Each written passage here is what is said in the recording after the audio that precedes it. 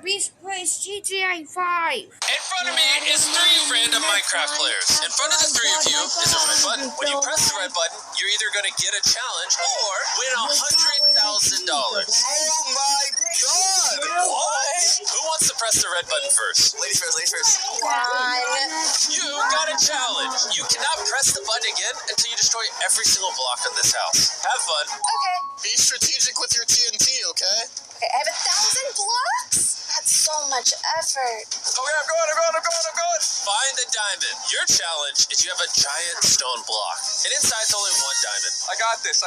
Where is it? I'll find it this diamond. Marquis, go ahead and hit it. You don't have to wait on me. Okay. Kill the chicken. Okay, bet. You're probably thinking, this is a normal chicken, right? Yeah, has to be, right? Then why is it named totally not a normal chicken? With 1,000 health. Get to killing! Go! Oh my god, it's so quick too! Stop running! Oh, I found it! Oh my god! Nice. Let's go!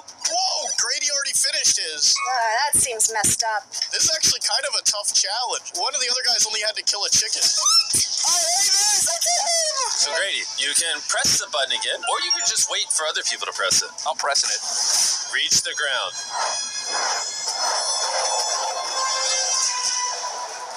So we have proximity chat. I want you to yell as you fall. Okay. What would you spend $100,000 on? The lifetime supply of orange.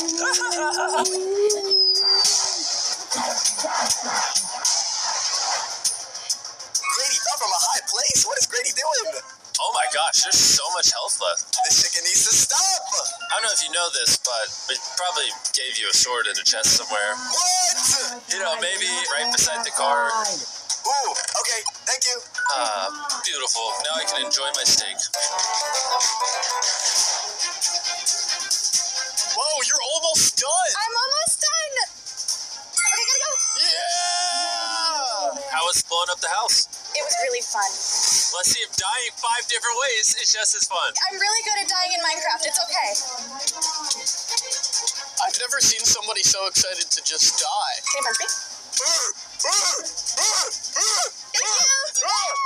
I'm gonna go to the other room. All right, good luck, Gracie. I keep seeing the notification that you fell, bro. Why do you suck this bad? It's going horrible. Okay, we got this. I believe. Yes! Oh, you did it! You have to go touch grass in real life. Be right back.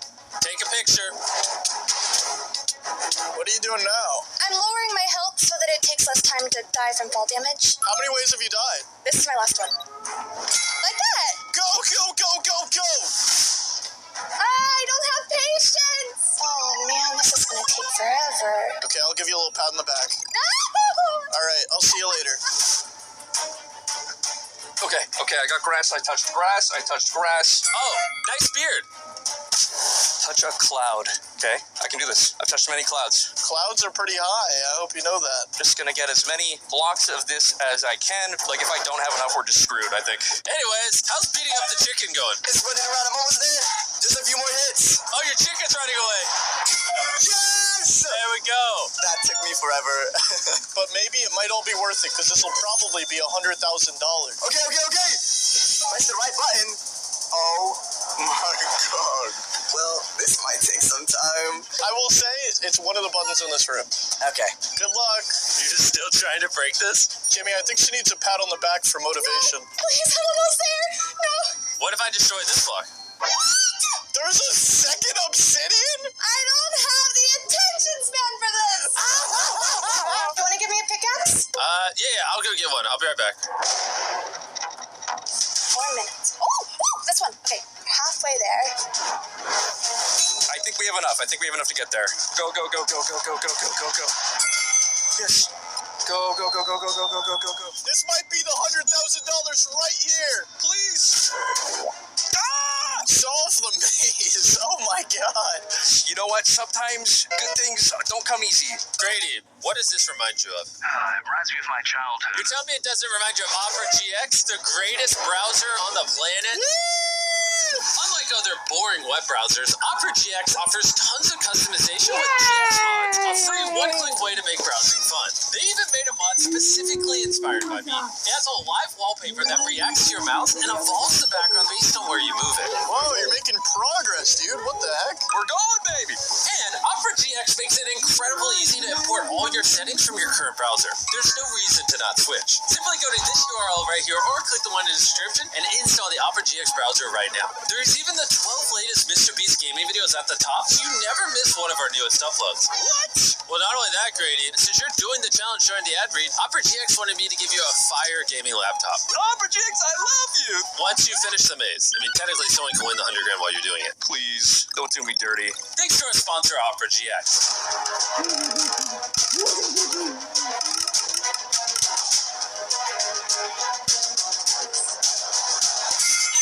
Gracie, you've done the most challenges, but is that going to result in 100,000? This is messed up. Hatch a chicken. That shouldn't be hard. I'm sure. You just have to wait for them to lay an egg. All right, have fun. Carl, let's go harass other people. Okay, thanks.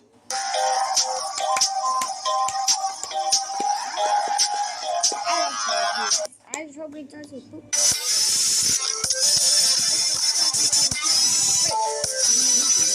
Poop in your face.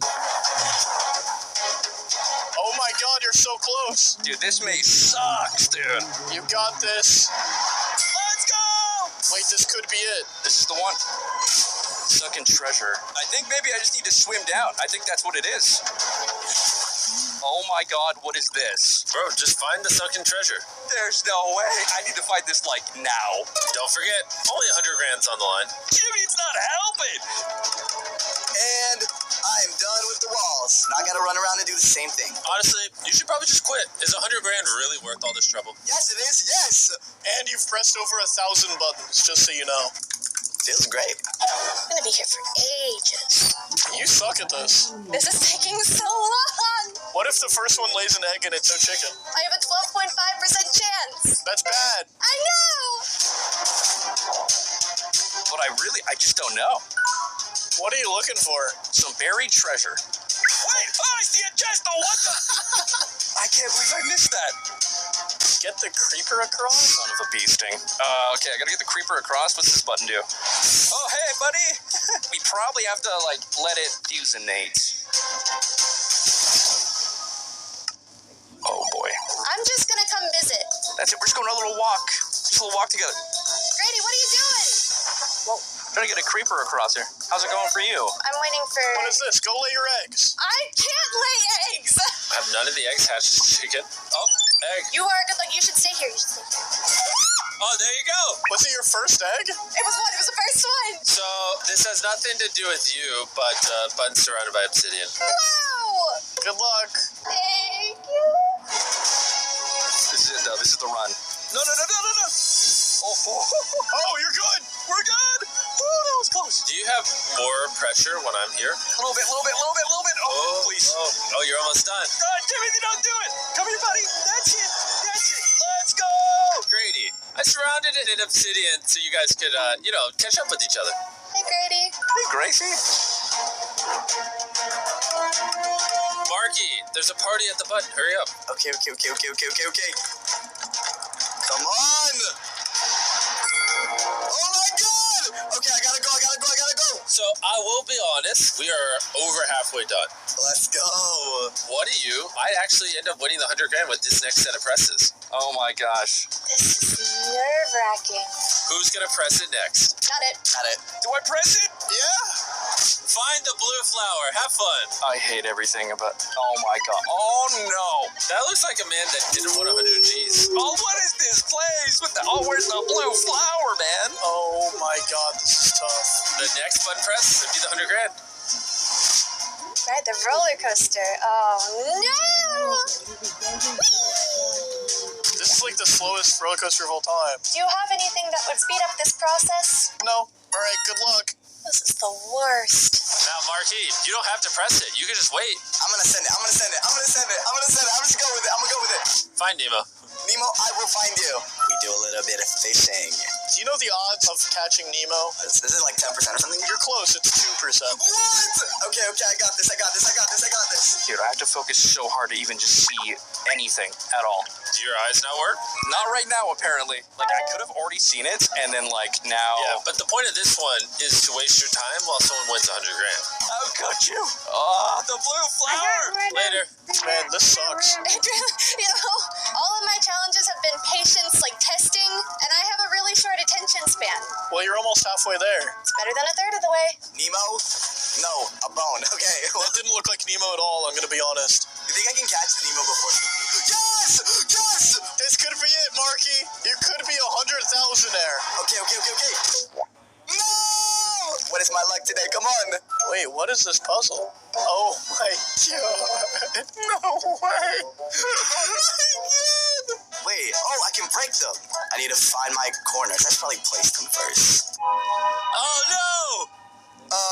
What did I just walk in on? Marky, that's not even me. I mean, the fit goes crazy. I like the chain and the shirt and everything.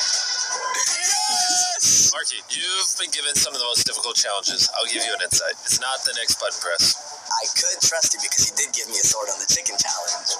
And... Hello! Here, you guys want to come help Grady find a blue flower?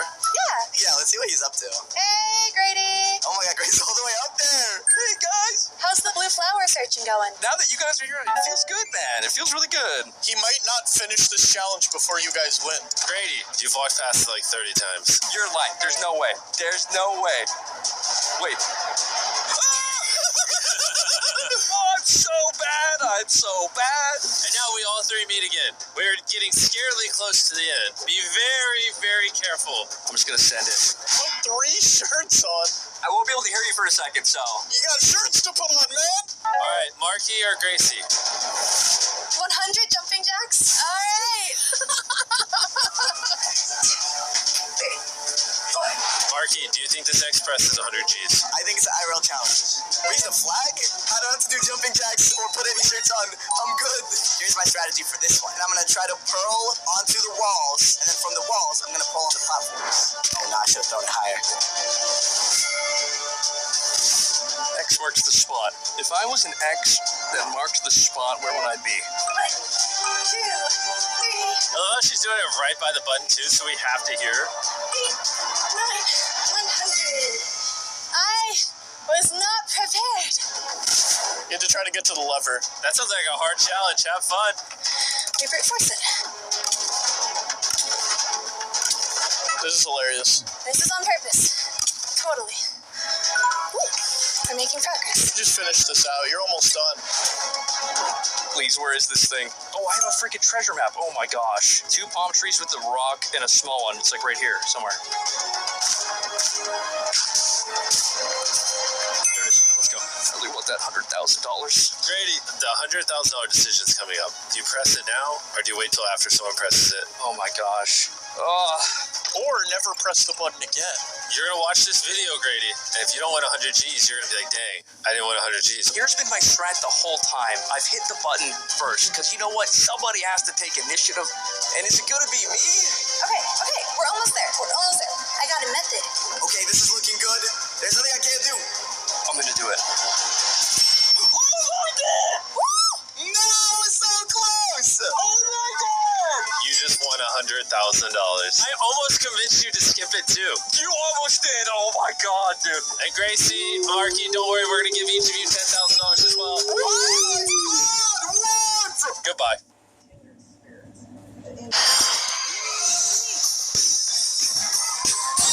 Options out there. So let's move on to what we consider a better setup. For a better setup, we recommend a front opening enclosure, and this, for example, is a 36 by 18 by 18 inch Exoterra enclosure. And the benefit of having an enclosure that opens from the front is that you don't have to move all of your lights and anything you have on top of the enclosure just to get into it. In addition, if you're reaching in from above to a snake, you look kind of like a predator to them. So a front opening enclosure helps make them feel safer when you reach in to take them out. So front opening enclosure is the way to go in our opinion. It also allows you to have more viewability of your snake inside. It's more of a display or centerpiece type setup as opposed to the bin setup. And internally, we have a tropical substrate. There are a ton of different varieties or options as far as tropical substrates go. We find that mixing better. cocoa blocks with Yeah, Eco Earth works like really that. well Yeah, to maintain I humidity wanna levels. buy And if you're that. not using dry or aspen fibers, for Maybe example, down by your you don't snake have one to like that supplement when they with get a humidity bigger. box to allow the snake gotta to remember your hydroregulate. snake's still a If you use baby. tropical substrate, they will have natural Well, pockets our of snake's higher still a humidity baby. areas within the enclosure. If you wanted, you can even choose a hide and put some damp sphagnum moss in that, but you don't need a special like plastic hide full of moss just to act as a humid retreat. Another nice thing about front opening enclosures, especially terrariums that are built specifically for higher humidity setups, would be this ventilation right here. Exoterra has built-in, they're not a sponsor of this at all, these work really well. Having ventilation like this in the front and a screen on top promotes air circulation throughout the enclosure, and that will prevent condensation buildup on the front of the enclosure. Known as the chimney effect. Known as the chimney effect, exactly. Like before, let's say that the left-hand side is the warm end of the enclosure and the right-hand side is your cool end. For a front-open enclosure, something bigger, something glass-based, with a tropical substrate, I would recommend a heat mat from below to warm up underneath those hides on that end. But unfortunately, heat mats aren't going to very well penetrate through a thicker substrate layer like this. So in addition to that, you'll also need, especially since this is a much deeper enclosure, or taller enclosure rather, than a plastic tote, you're going to need heat from above as well, just to increase the overall ambient temperature of their environment. So for this, you can use either a basking lamp or a ceramic heat emitter or a deep heat projector just to raise that ambient temperature. They do benefit from a day and night light cycle, just like they would encounter in the wild. So using a heat lamp like this will kind of get both of those in one. It'll increase the temperature and it'll give them that day and night light cycle. However, a basking light will dry out your substrate faster than a ceramic heat emitter. So if you use a basking light, just make sure you keep a close eye on the tropical substrate to make sure it stays moist. Not wet, of course, because we talked about that earlier. You don't want them sitting on something constantly wet or you could get scale rot issues. You just want a moist or a lightly dampened substrate. And again, since we recommended it, if you use a heat mat, make sure you use a thermostat with it. If you decide to heat the warm end of the enclosure with a ceramic heat emitter or a deep heat projector, everything's still going to remain dark because neither of those provide any light or much light. So to still give them that day and night light cycle, you can provide them a UVB or an LED or a fluorescent light. A lot of people nowadays are actually providing UVB for ball pythons, even though they are nocturnal, and a lot of people previously did not think they needed UVB. Newer studies are showing that they actually do benefit from it. So this type of environment, having the screen on top, allows you to give them UVB like they would still encounter in the wild. Another pro of this type of environment is that with so much more internal space, you have so much more room for activities. You can build your own sides, your own backgrounds. You can put so much more enrichment inside of the enclosure for them to explore on, and you can really customize it however you would like. A lot of people think that ball pythons don't climb, and rather they're pet rocks that just kind of sit on the bottom of their enclosure in a cave. And while they do hide a lot, they also climb a lot, we've found. After giving ours the opportunity to climb, she is climbing like all the time. So I think ball pythons really do utilize vertical space more than we think. And if you're wondering what this is, we recommend putting a Pokemon card sleeve in the front so that you can put the name of your pet on the enclosure. Now that we've gone over a lot of the pros to this type of setup, let's talk about the cons. First off, this is a lot heavier of a setup than a plastic tote, but once you have it set up and in place, how often are you really going to need to move it? Second, glass is not a good insulator, so heat is going to escape this type of enclosure relatively quickly, and that's why you'll need probably an additional heat source in order to keep it warm enough for your ball python. Glass also breaks. Glass also does break. We've seen lots of these tanks with cracks down the sides or cracks on the bottom, and once you get one of those cracks, you're not holding water in anymore. No, you're not. And then there's humidity. Since the entire top of this enclosure is screened, you may have to get creative and block off some of this screen. Otherwise, it's just going to dry out pretty quickly. Alternatively, you're just going to need to mist it a little bit more frequently than you would, say, in a bin setup. Another con is that this enclosure in particular from Exoterra won't be big enough for some adult ball pythons. This is the largest footprint of an enclosure that Exoterra makes, to our knowledge, so you would have to upgrade them in the long run. But those are really the only cons. Like, this is a nice setup. Price-wise, it's right in the middle of the road. It's not as cheap as a bin, but it's definitely still an affordable setup for something that looks really nice. But it gets even better than this, so let's talk about the best type of setup you can give your ball python. Now this is an example of a best setup for a ball python. This is a 4 by 2 by 2 foot enclosure that is front opening, and it's made of PVC, which helps hold in heat and humidity. It does have a screen lid, but this one in particular comes with a lid that you can punch out the holes that you need for the heating elements that you want to use or the lighting elements you want to use. And yeah, this works really well size-wise and functionality-wise for ball pythons. You want to explain who you shifted here?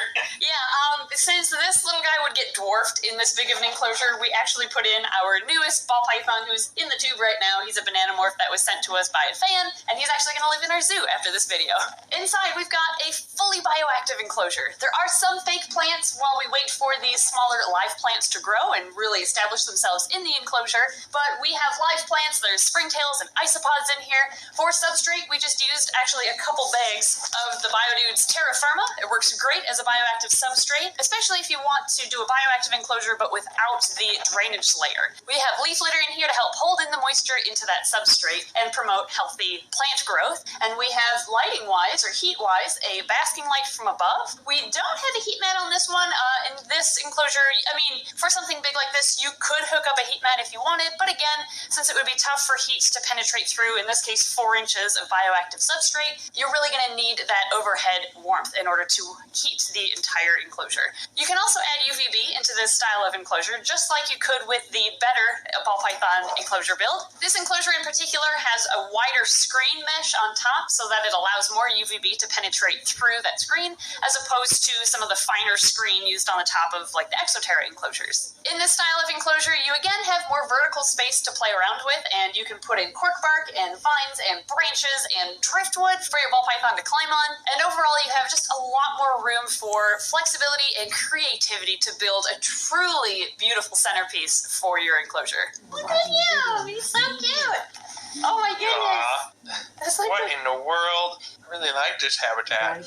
Just like the previous enclosure we showed you, this one does have ventilation at the bottom that actually does reach underneath the track and into the enclosure to facilitate airflow, so you won't have that condensation buildup on the glass. We don't have doors on this one just for ease of filming, but obviously this does have doors. You might be thinking to yourself, something like this is tough to build or tough to get, but it's actually the easiest enclosure Ed and I have ever built before. It took us maybe like 20 minutes. Okay, so we're building this enclosure for this ball python video, and this is the first time we've built the Evolution Series cage from Maximum Reptile / Snake Discovery, and it is truly the easiest enclosure we've ever built. No biases or anything. You literally just screw in all the sides, and the holes are all pre-drilled. And You don't even need instructions. It's just like 1, 2, 3, and then you just kind of go for it. yeah, you don't even need the instructions. You just follow the stickers on the sides, and then you just put them on in order, and then you're good to go. Not saying this is like a sponsored video or anything, but this is truly the best enclosure, in our opinion, for a ball python setup.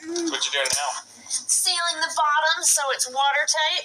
Oh, Yeah, fancy stuff. yeah. It's like we're rebuilding a zoo here. Yeah, I'm getting flashbacks. Like the better version that we covered, you can customize even the background to this type of enclosure. You can do the Clint's Reptiles method of using Gorilla Glue to make a 3D background. You could get Universal Rock's pre-cut background or decor kit, or you could make your own with foam. There are endless possibilities, and you can be as creative as you want to make an epic enclosure with something like this. And this size of an enclosure is going to be big enough for the entire life of your ball python, from when they're a baby to when they're a full-grown 4-foot adult. Even some of those outlier, like 5-6 foot females could live in something like this. That's how big it is. Plus, an enclosure like this is going to last you forever, and it's much less likely to break than, say, an Exoterra made of glass. Yeah, empty. I can lift this one by myself, so it's a lot lighter as well. Yeah, it is a lot lighter than glass, too. So don't get us wrong, we don't have anything against the Exoterra or glass enclosures. We think they are awesome enclosures, too. I just think if you want to take it up a step to the next level, something that's made of PVC and really high quality is going to be, you'll get your money's worth out of it. And with this type of enclosure, at least for this one sold by Custom Reptile Habitats, which we'll put links to in the description below, by the way, if you don't like seeing the lights or the electronics on top of your enclosure, they now make a hood that covers up all of those electronics and wires and lamps, so you don't even have to see them. It even comes with a temperature and humidity probe that displays what those levels are at all times on an LED screen, and with magnetic fronts, you can easily reach in to change bulbs and so on and so forth. So a hood, it actually helps transform this type of enclosure from being just an enclosure to being a piece of furniture in your house. This can also be used as a spacer to allow you to stack two enclosures, one on top of the other, because this is strong enough to hold another enclosure. There are really only two cons that we could think of for this enclosure, the first of which being the price, which being such a high quality enclosure, it is going to cost a little bit more than the good or better options for a ball python setup we showed you. This enclosure in particular costs about $400 plus shipping, but again, you are going to get your money's worth out of this enclosure. The second con is if you choose to go fully bioactive, there's a little bit of a learning curve with that. For example, you have to know what species of plants will go well in a ball python habitat. You also have to choose the right species of isopods that will thrive well in this type of environment, but it's very rewarding to do so because not only are you then taking care of a ball python, but you are also watching isopod and springtail colonies just bloom in the environment, as well as plants grow in the environment. So you really get to see an entire ecosystem at work in your living room. So overall, these are our picks for a good, better, and best habitat setup for a pet ball python. You can, of course, kind of Frankenstein your own version by using, say, the substrate from the best option, but the enclosure of the better option, and so on and so forth. And just keep in mind that everybody takes care of a ball python in a slightly different way, it seems. So don't just take our opinion on how to take care of your own ball python. Make sure to keep doing your research and get information from multiple sources so that in the end, you can make a well-informed and educated decision on what will make a great environment for your ball python. Thank you everybody so much for watching today's video. I hope